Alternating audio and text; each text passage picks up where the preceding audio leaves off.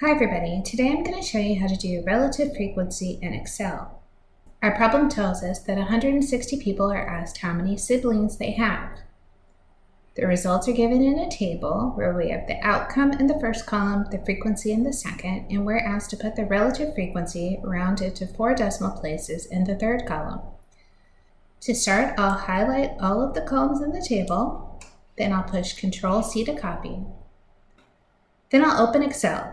In the first cell, I'm going to right-click, and in the paste, I can either keep the source formatting, but instead I want to match the destination formatting. Then I'll expand the columns to make everything easy to read.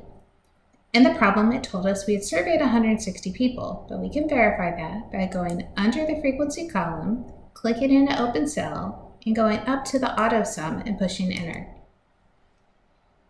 To get the relative frequency, we need to divide the frequency by the total of 160. To do that, we'll start by pushing equals. Then I'm going to click on the cell to grab the cell reference, and then I can divide by 160. After I have the first cell complete, I go to the corner, double-click, and it fills in the rest of the cells.